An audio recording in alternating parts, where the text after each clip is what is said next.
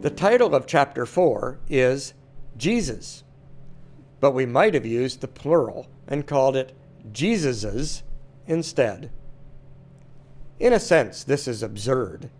There is only one Jesus who is the central figure of the New Testament and of the Christian faith.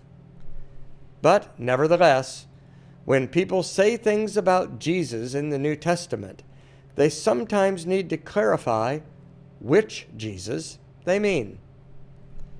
If I say, Jesus cannot be everywhere at once, you may or may not agree with me. If we are talking about the man Jesus who we read about in the Gospels, my comment would be accurate. But the heavenly figure, Jesus, that Paul talks about in his letters, does appear to be omnipresent to anyone, anywhere, anytime.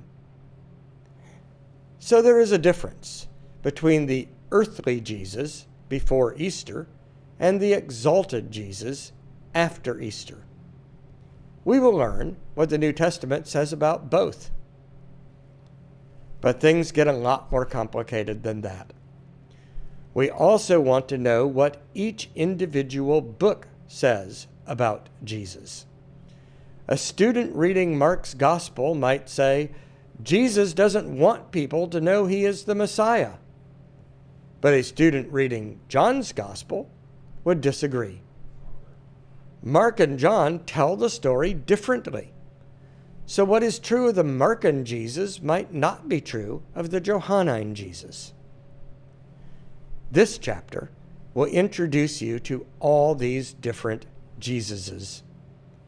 Of course, Christians believe they are just different aspects of the one true Jesus, a person whose influence and stature was so great that he could be faithfully portrayed in many different guises.